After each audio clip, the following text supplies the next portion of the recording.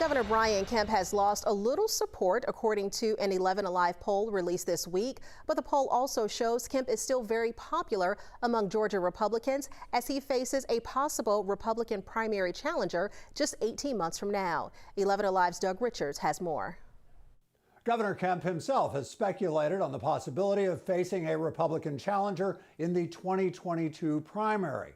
This poll sheds some light on how that could go. Governor Kemp has had to face down the wrath of his party's defeated president, and Kemp has had a pandemic to manage.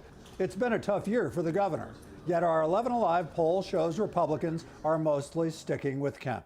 In November 2019, before the pandemic, 78% of Georgia Republicans viewed Kemp favorably, only 3% unfavorably.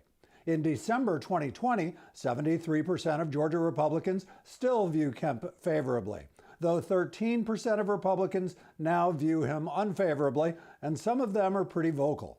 For some of the base, it's had an effect.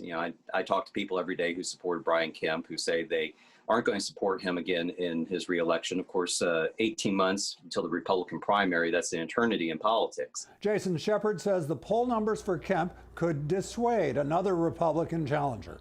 President Trump has mused about encouraging such a challenge based on Kemp's insistence on affirming the election that delivered Georgia for Democrat Joe Biden. Shepard says Republicans give Kemp credit for sticking to his guns.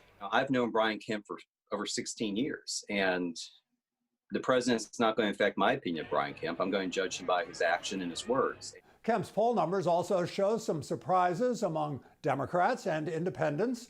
Tonight on 11Alive News at 6.